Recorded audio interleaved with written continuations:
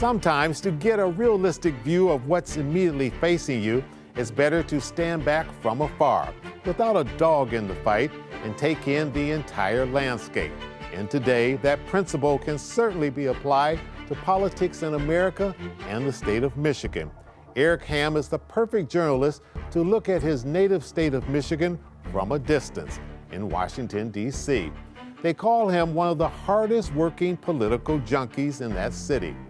But since he grew up in the Detroit area and went to school in Ann Arbor, Ham knows what's at stake in Michigan and politics and the role it plays nationally. This morning, he'll take us inside Michigan's African American vote. I'm Chuck Stokes. Eric Ham, good seeing you again. You're doing okay? Yeah, it's great to be here. All right, we know it's election time when I pull you in for some analysis here. We want to sort of look at Michigan from afar. The good thing is that you were born and raised here, educated here. You still have family here, so you stay in touch and you get back and forth pretty frequently. So even though you cover the country, you always have your eye on Michigan. As we approach this midterm election, how much is our state being watched by the rest of the nation, or the rest of the nation is like, we don't care about those Wolverines over there?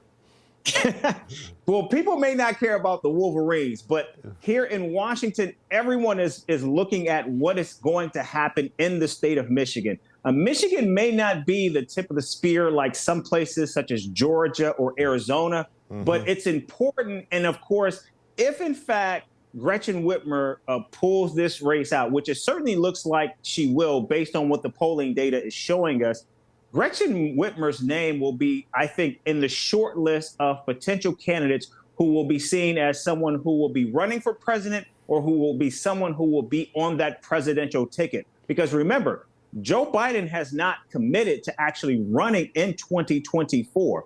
And right now, given Whitmer's strength and particularly how she has been so strong and so committed to abortion in the state, or making sure that abortion is codified in Michigan, she is seen as someone who is going to be a champion for the Democratic Party. She is seen as someone who has actually had to sustain those battles with some of those insurgency and far right issues and ideologies in the state of Michigan.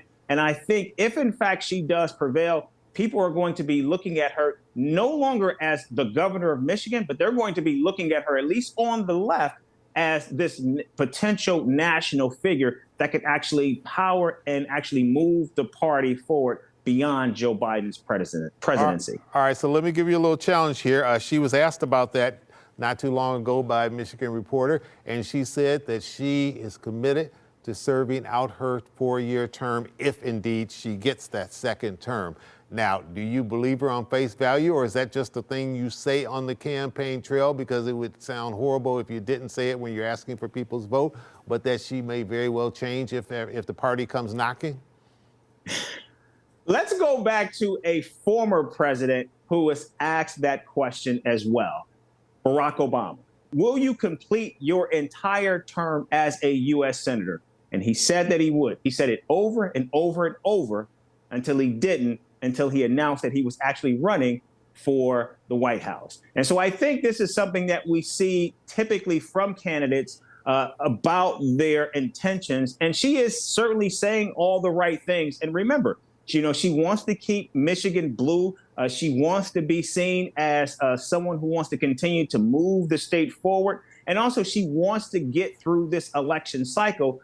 And if she does, that is not going to stop the whispers and the murmurs about where she will be headed, because many people look at Gretchen Whitmer and her trajectory as someone who could be seen as a viable candidate on the national ticket. And I'm sure she is aware of that, which is why she's being asked those questions. All right, so let's look at the other side at the top of the ticket.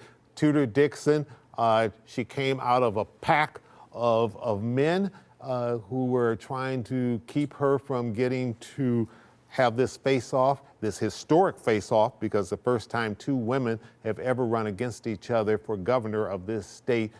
She won that GOP primary. Many people felt as though she's sort of coming from behind. She's been the underdog in this race. But as columnist Nolan Finley recently wrote, he said that she's in the 2-minute drill right now. And one person that is behind her, has been behind her since she came out of that primary, is a name you'll remember, John Engler, the former governor of the state, served 3 terms, and he pulled a major upset against Jim Blanchard. People didn't give him a chance, and he squeaked through. And he's betting that the same thing could happen. When you look at the margin of error and the undecideds, that's not impossible to happen, correct? Well, again, we have to look at what the polling data shows us, because that's all we have. But also, here's, I think, the X factor in this race. It's Proposition 3. And I think it's very similar to what we saw in 2018 when marijuana legalization was actually on the ballot. And we saw how that moved the needle, that energized voters. It got them to come out to the polls. And I think, again, this issue of abortion and what we saw with the Supreme Court back in the summer, I think that is going to actually move voters, particularly women and young people. And again, I think this is an issue that in the state of Michigan in particular, because you have it being an issue that is being codified, I think that is going to be what can and what will actually propel either Gretchen Whitmer or Tudor Dixon to victory in this race. And again, I think we already have. So whether you're supporting the pro-life or the pro-choice, it's the issue that's getting people up off their couches. The question is who can get their constituency out the most. Right. That is the galvanizing issue. And we've already seen this play out in the state of Kansas. And quite frankly, that did not work out so well for conservatives there. And remember, Michigan is a state where national politics have to run through this state. And so everyone is watching this state. People are pouring money into the state of Michigan. People are looking at that issue of abortion. And of course, we know that now politics are so polarized. This is going to be an issue where both parties are making an enormous investment. And of course, what John Engler is saying, he has to say that. But right now, Gretchen Whitmer, she has the incumbency behind her. She has shown and proven that she can actually move the state forward. I think she is just a very strong candidate, and it's going to be very, very difficult for Dixon to actually pull this off. When Inside Michigan's African-American Vote returns, I'll ask Eric Ham to weigh in on the midterm election pocketbook issues. Stay with us. Welcome back to Spotlight, talking to Michigan native Eric Ham. Now makes his home in Washington, D.C., but keeps his heart right here in the state of Michigan. The inflation. Normally, when elections come around, people vote with their pocketbook. We're looking at inflation. We're looking at, some people calling it recession. Either way, they feel it every time they go fill up gas in their car or their truck, and every time they go buy eggs at the market. Is that not going to be as big a factor this time because of the abortion issue? Or do you think that maybe we're talking too much about the abortion issue, and when people really go in the polls, they're going to base it upon what it's costing them in their pockets? We know in the state of Michigan, the two biggest issues in on a purple voters' state minds, too. Yes, in a purple state. We know the inflation, the economy, and of course, abortion. Those are the biggest issues right now that are driving voters, not only in Michigan, but around the country right now. In fact, I was just in Michigan a few weeks ago. Gas was nearly $5 a gallon, filling up my dad's car. I mean, it was sticker shock. And so I know in the state of Michigan, that is going to be something that people are certainly going to care about. In fact, it's going to be an issue that I think is one of the reasons why we're seeing in the final weeks of this election cycle, we're seeing these polls really begin to tighten. Remember, at the beginning of the year, it looked as though we were going to see a red wave. And then, of course, the Supreme Court came down with the Dobbs decision, and that certainly changed things. And so the Democrats had the wind at their backs beginning in the summertime until about now. Now these polls are beginning to tighten, and it's looking like this could go either way. And one of the reasons for that is because of this economy. Many people, particularly in Michigan, are now feeling uncertainty about where things stand, and more importantly, where things are headed. And we know how when the economy begins to slow down, what that means for jobs, what that means for manufacturing, and what that means for people in Michigan who depend on those blue-collar jobs to continue to drive and power the economy. Michigan, I think, is still reeling from the effects of the Great Recession and what that meant for Michigan. And I think that's something that is also top of the mind for many voters as they look ahead to the election in just 2 weeks. Eric Ham, President Donald Trump, former president, has been here into Macomb County, stumping for Tudor Dixon and other Republicans on the ballot. President Biden has not been here recently. President Obama, former president, is coming in to stump for Governor Whitmer and the Democrats. Isn't that almost Democrats admitting defeat, that we aren't bringing in the current president because the economy is so bad and we know that he's damaged goods if we bring him in here right before an election? So let's go get a president who was in office when the economy was good. Well, look, Michigan still has a very dominant African-American base. In fact, it was Detroit that powered Joe Biden to the White House in 2020. And Barack Obama is still seen as a very popular former president, especially in the state of Michigan. And so what you're seeing now is the Democratic Party doing no different than what we have seen from the Republican Party, bringing out the big guns. Now, Joe Biden's approval ratings have begun to tick up now. He's around 44, 46% with his approval ratings right now. And yes, he is seen as radioactive. A lot of people who are in tight races do not want to be seen with him. But of course, that does not mean that people still don't remember the Obama years. People still want to see Obama on the trail, much like they want to see Donald Trump. Now, Donald Trump certainly has a ceiling that's much lower than the current president, but he's still very popular with the base. And when we're talking about midterm elections, that's what it's all about. It's about turnout, and it's about getting that base to show up. And these ex-presidents, Obama and Trump, they rev up their bases. Unfortunately, they also rev up each other's bases as well.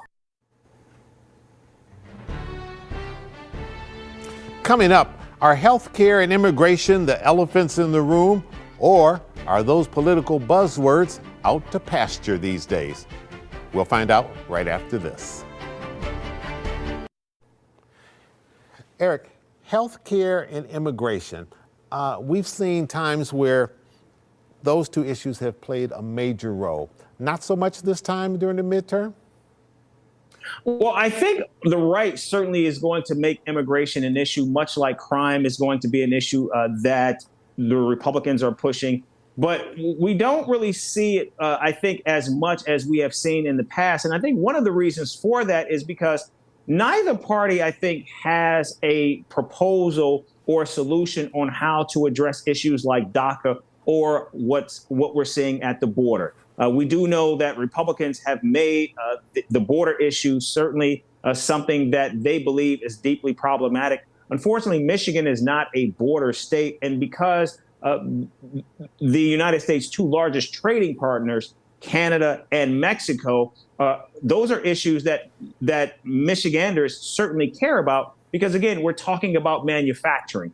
And also, I think it's become an issue because, at least for corporate America, because when immigration is an issue, then you have companies that can't fill those jobs. And right now, that is what is the lone bright spot in the economy, that you do have low unemployment. Unemployment is at around 3.5, 3.4%. So as long as those numbers stay down, that's a good thing. But of course, the challenge is, how do you begin to put people to work? And right now, what many corporations are calling for is they're calling for a solution to address the immigration issue, because they recognize it's the immigrants that are going to fill many of these jobs that will eventually begin to power this economy that right now many believe could be headed towards a recession. Yeah, at one time when we were talking about the role of quote unquote Obamacare, the Affordable Health Care Act. We don't even hear that being whispered much anymore. Is that an admission that it's pretty much, I mean, it is clearly the law of the land now, and that's not a major target now in these elections with all these other hot button issues that you've articulated so very well? Well, I think there are two things behind that. One, we saw Republicans couldn't get that done. They couldn't actually end Obamacare when they had control of both chambers of Congress as well as the White House. Secondly, we've already seen in these 2 years during the Biden presidency, we've already seen them address health care with actually reducing prescription drug prices, particularly on issues like insulin. So I think this is an issue that has been put to bed right now. And right now, it's not seen as a winner for Republicans. As evidence, all you have to do is look at Ron Johnson in Wisconsin, who's struggling against Mandela Barnes. And one of the reasons for that is because not only did he want to see Social Security abolished, but he also wanted to see programs like Medicare and Medicaid also abolished. And so that's just a non-starter for Republicans, and I think they recognize that. Yeah. Something that you watch very closely is control of the House and control of the Senate in Washington, D.C. Michigan potentially plays a role in that. Let's give you one example. There's a name that I know you're familiar with, John James. He ran for a couple different things here. He got close but didn't get the horseshoe.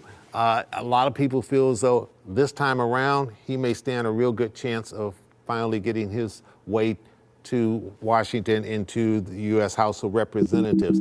If he wins that seat against Carl Marlinga, then does he become a real rising star and maybe potentially the future of the Republican Party, particularly as an African American, in which the Republican Party has not had great inroads to before, but this may be a shining new example of the future? Absolutely. And I think when we look at James running there, I think not only could he be a potential star, but also you have to look at Herschel Walker, who right now the polls are showing it's a very tight race. But nevertheless, what we're seeing, at least in terms of the actual early voting, is that African Americans have set records already in these midterm elections in terms of where the polling where the numbers are showing us right now. But you're right. James is someone that has been endorsed by Donald Trump. And also, too, I think what this would show for the Republican Party is this is a party that wants to be seen as a big tent party. And also they want to be seen as a party that is a diverse party and that they are reaching out to Americans of all stripes. In fact, we're seeing that with the Latino vote as well across the country, where they're trying to make inroads with a number of Latino voters. We're seeing them do very well in the state of Nevada, where you've got a really tight race with the incumbent Catherine Cortez Masto and Adam Laxalt out there. That race right now is a toss-up. And then, of course, James in Michigan. And so I think what you're seeing here is Republicans attempting to try to showcase that even though they have certainly had their struggles on issues of race, that this is a party that can reach out to African Americans. The issue, though, Chuck, is these Republicans, these Black Republicans, they got to start putting some wins on the board. And right now, they just haven't been able to do that as successfully as we have seen with African American and Latino candidates on the Democratic side. Up next on our Spotlight Election Special, I'll ask Ham how Michigan's election may impact political control in Washington, D.C., our nation's capital, and I'll also get his thoughts on the January 6th hearings. We'll be right back. Eric, your prediction, when all the voting is said and done and whatever controversy comes along with it, and I'm sure that as we look across the country, there's going to be some controversy and some folks who will be counting votes long after the polls close. Do you believe that who will hold on to power in the Senate and who will hold on to power in the House, or do you see some flip-flops coming? I do believe that there is a slight chance that Republicans could take control of the House. Right now, based on what we're seeing in terms of the polling data, it looks as though you've got Republicans with a slight edge, but also you've got a lot of undecided races. And right now, it's unclear where those undecided races could break. A lot of that is going to depend on where women stand, particularly on this issue of abortion.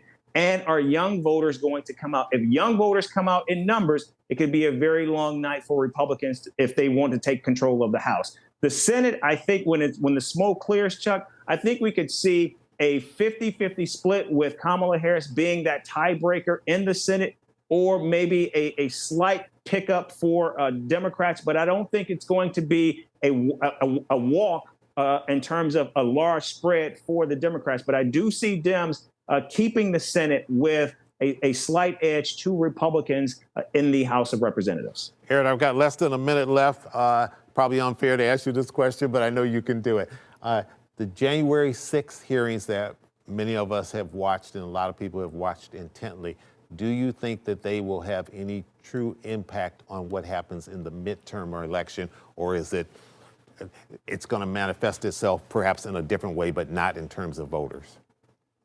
Right now, that was something that voters were engaged in, of course, but is it going to actually move the needle in terms of who controls the levers of power in Washington in the midterms? I think not, Chuck. I think right now voters care more about what's happening with their pocketbooks. And of course, women are looking at the freedoms that are now gone, that they are trying to get back. So the issue of abortion, inflation, and economy, that's what's driving voters right now. Not this January 6th insurrection or what may or may not happen to Donald Trump. It's always interesting to talk to Eric Ham about his native state and his native city, Detroit, Michigan. Next week on Inside Michigan's African American Vote, our special spotlight series, we'll get you ready for the November 8th general election. Remember that the polls will be open from 7 a.m. until 8 p.m. Also, even though there have been a record number of people that have voted absentee in this state, you can still show up in person, and due to the change in Michigan law, you can actually show up on Election Day, register, and vote at the same time. Get all those details from your Michigan Secretary of State's office. Our statewide roundtable discussion will continue next week with an interesting panel, a panel that I think it's safe to say they will take the gloves off and they will actually get you ready for one of the most interesting midterm elections we have seen in a long, long time. I'm probably really dating myself how long I've been covering politics in this state, but I think this may be one that we'll be writing about historically for a long period of time. I'm Chuck Stokes. Thank you for joining us. We'll see you next week.